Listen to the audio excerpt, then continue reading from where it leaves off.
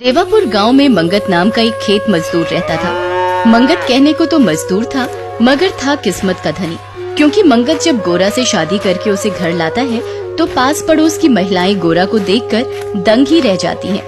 ओए ओए, बहू तो अप्सरा जैसी लेकर आए हैं, मैं तो इसे अप्सरा बहू कहूंगी, अप्सरा बहू।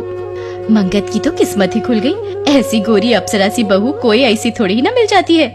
मंगत गोरा के साथ मिलकर अपनी गृहस्थी की गाड़ी खींचना शुरू कर देता है और कुछ समय बाद गोरा गर्भवती हो जाती है।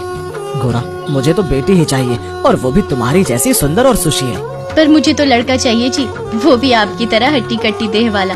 मंगत और गोरा दोनों पति पत्नी गर्भ में पल रहे बच्चे को लेकर रोज रोज इसी तरह की बातें करते रहते हैं। फिर एक दिन बाहर तेज बारिश हो रही होती है और तभी घर के अंदर से बच्चे के रोने की आवाज सुनाई देती है। मंगत ये आवाज सुनकर खुशी से फूला नहीं समाता। शुक्र भगवान का, लगता है बच्चे ने ठीक ठाक से जन्म ले लिया, जरूर बेटी ही होगी। मगर तभी दाई मंगत के पास आकर कहती है, अरे मंगत बेटा, जल्दी चल, बहू तुझे बुला रही है। सब ठीक ठाक तो है ना दाई माँ? अरे कुछ ठीक नहीं है रे। मंगत भागते भागते अंदर जाता है और देखता है कि गोरा अंतिम सांसें ले रही है। गोरा, ये तुम्हें क्या हुआ गोरा?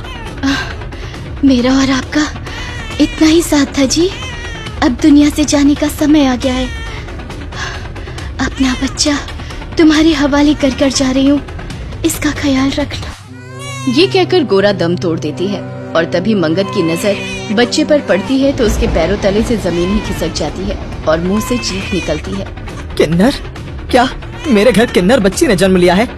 कुछ देर बाद जैसे ही बारिश बंद होती है, मंगत अपनी किन्नर बच्ची को गोद में उठाकर जंगल की तरफ चल देता है। वो चलते चलते सोचता है, हे ईश्वर, तूने मेरे साथ बहुत बड़ा धोखा किया है। पत्नी को अपने पास बुला लिया और ये किन्नर बच्ची मुझे थमा दी। इसे औलाद कहूँ या अभिशाप। यही सोचते सोचते मंगत एक पेड़ के नीचे आता है और बच्ची को बड़ी ही बेदर्दी से जमीन पर रखकर वहाँ से चल पड़ता है। अब इस अभागी को सांप डसे या शेर खाए, मुझे क्या, मेरे सर से तो ये बला हमेशा के लिए टल ही गई। ये कहते हुए मंगत मुश्किल से 4 कदम ही चल पाता है कि तभी उसके सामने सचमुच का शेर आ जाता है। ये क्या, यहाँ सचमुच का शेर आ गया? अब क्या होगा? भागकर पेड़ पर चढ़ जाता हूँ, शायद बच जाऊँ। ये कहकर मंगत पेड़ पर चढ़ जाता है और तभी उसके पीछे पीछे शेर भी उसी पेड़ के नीचे आ जाता है। शेर किन्नर बच्ची को देखकर वापस लौट जाता है और तभी बच्ची से कुछ ही दूरी पर बिल से एक नाग निकल कर आता है। नाग बच्ची की तरफ फन उठाकर देखता है। नाग को ये करते देखकर मंगत सोचता है, कमबख्त अभागी कहीं की, शेर से तो बच गई, मगर देखना ये नाग इसे जरूर डस लेगा। मगर कुदरत का कुछ ऐसा करिश्मा होता है कि नाग भी उसे बिना डसे ही लौट जाता है।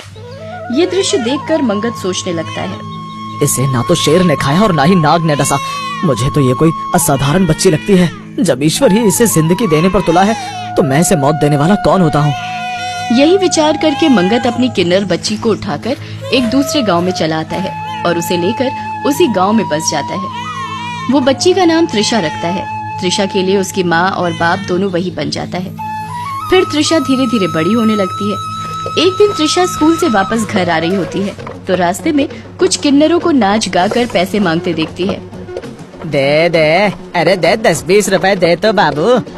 अरे जल्दी दे दे मोरे राजा, हंस देगा तो बचेगा, वरना अगले जन्म में तू हमारे जैसा बनेगा।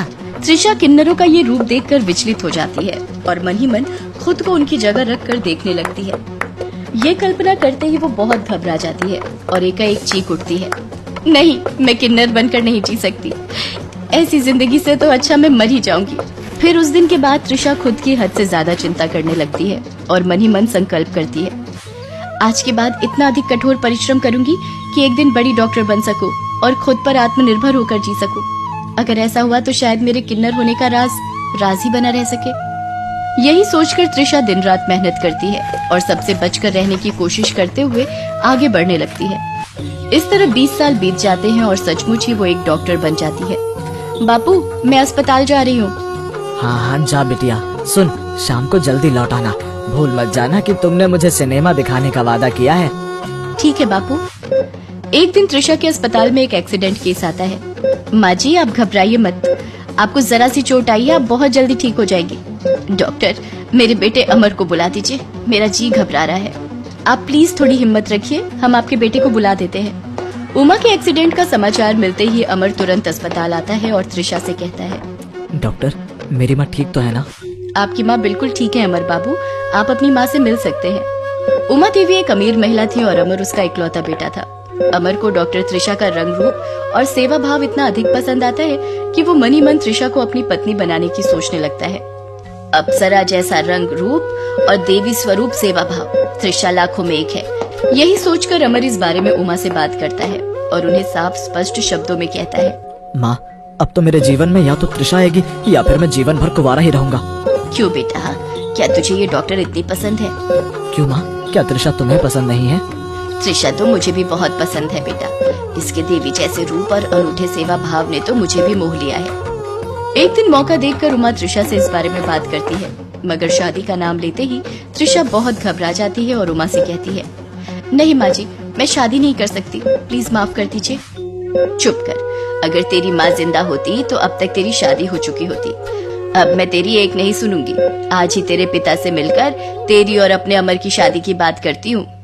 ये कहकर उमा अपने बेटे अमर की पसंद की अपने घर की बहू बनाने पर अड़ जाती है और त्रिशा दुल्हन बनकर अमर के घर आ जाती है। मगर सुहाग रात वाले दिन जैसे ही अमर त्रिशा के करीब जाने की कोशिश करता है, उसके पैरों के नीचे से जमीन खिसक जाती है। वो हैरान होते हुए कहता है, त्रिशा तुम एक किन्नर, मेरे साथ इतना बड़ा धोखा।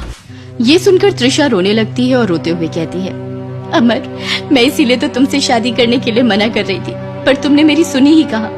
अब क्या होगा त्रिशा, मैं तो बीच मझधार में लटक गया हूँ। अब भी कुछ नहीं बिगड़ा अमर, तुम मुझसे तलाक लेकर दूसरी शादी कर लेना, पर मेरे किन्नर होने की बात किसी को मत बताना प्लीज। ये कहकर त्रिशा रोने लगती है और अमर से उसका रोना सहन नहीं होता। वो त्रिशा से कहता है, त्रिशा गलती मेरी है, मैंने तेरे मना करने पर भी तुझसे शादी की, अब इस गलती को मुझे ही सुधारना होगा। अब क्या करोगे अमर?